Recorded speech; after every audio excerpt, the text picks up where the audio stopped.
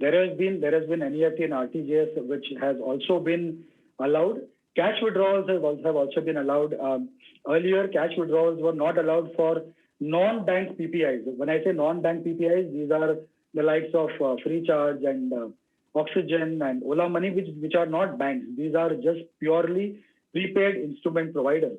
Now, what happens is, as I said, in order to make a wallet as good as a bank account, some of these things are required. Now, if I summarize all of these directives, now you've got wallets which are now acceptable at multiple merchant establishments. You've got interoperability.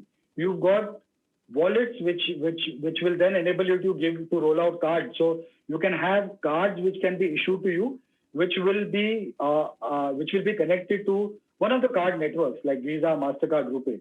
You then have a facility of cash withdrawal, and you have NEFT and RTGS.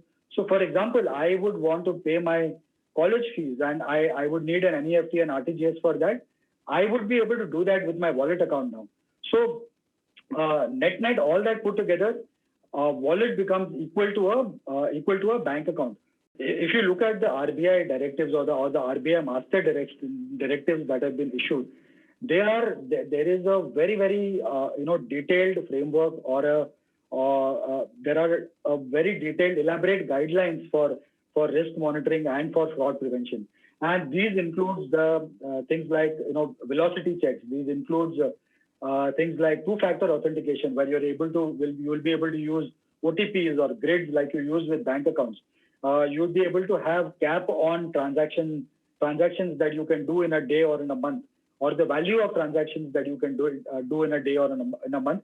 There is alerts that would need to be sent out for adding a beneficiary or for carrying out any transaction.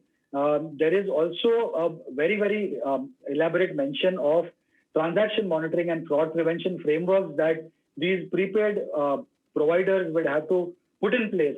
Also, there is audits, yearly audits that they need to carry out to be able to make sure that these systems are completely secure. There is also a very detailed grievance redressal mechanism and a dispute resolution framework that has been put forth in these directives, which then help the customer get that confidence in these instruments. There is also, customers have this fear that if I'm using a wallet account, there could be unlimited liability to me if there is a fraud that happens. There is also a very detailed mention of this in the directive, where it very clearly says that if there is no fault on account of the customer, then there is almost no liability that the customer, not almost, there is no liability that a customer would have to undergo or face. And there are very detailed timelines given for settling of these fraud cases as well. So while there is everything put in place to ensure that there is that customer confidence, it is also up to us to make sure that we don't disclose sensitive information like a PIN or an OTP or a password to the outside world. And obviously, if you end up disclosing any of these, then the liability is with you.